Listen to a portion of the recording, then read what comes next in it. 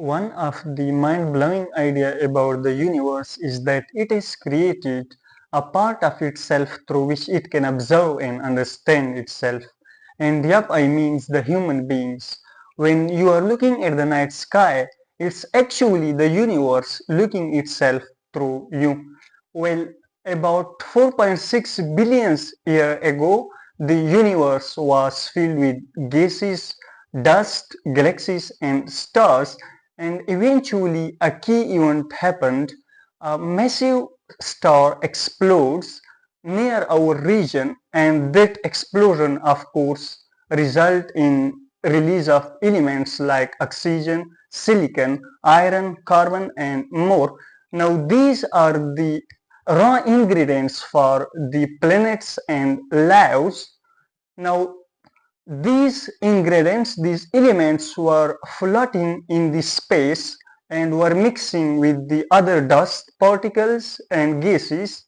And with the passage of time, this mixture will results in a huge rotating cloud called nebula, and as this nebula gets heavier, it will cover the space-time fabric, which will result in gravity, and due to this gravity now more and more particles will fall in greater speed into the space-time fabric, which will collide with the previous particles and will result in extreme temperature due to collision, which forms the sun core, and thus the sun comes into existence.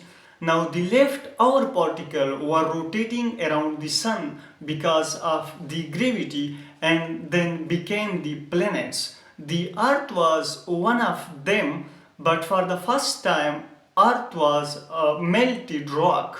It was not suitable for the life.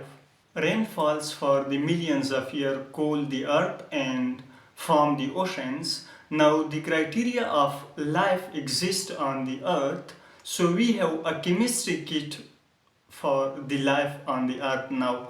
Now these ingredients react with the passage of time to form simple sugar and amino acid. The amino acid will link the sugar, the protein and the phosphates that will result in RNA. Now RNA is the unstable structure and it can copy itself, so it can get evolved with time, and by evolvement mean it will get complicated with time, and as it get complicated it will form a membrane around it. Now inside the membrane, the protein and RNA will result in a protocell. The protocell will then copy itself and eating the other chemical will result in a real cell, and that result in a single cellular organism. Now each cell will copying itself, and by copying itself with time it will evolve and will get complicated.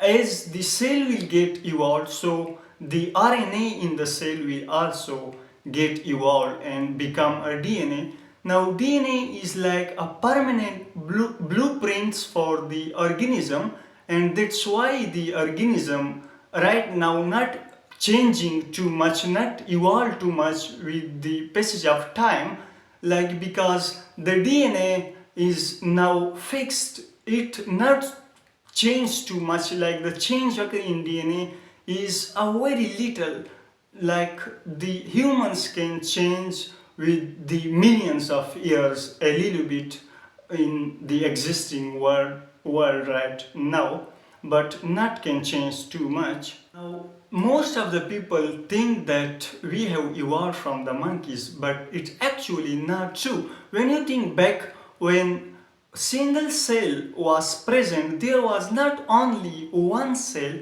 but there were billions of cells, and each cell were evolving in the different patterns from each other, and each cell result in different organism. And fortunately or unfortunately, the one was of humans beings, one was evolved in the favor of human beings.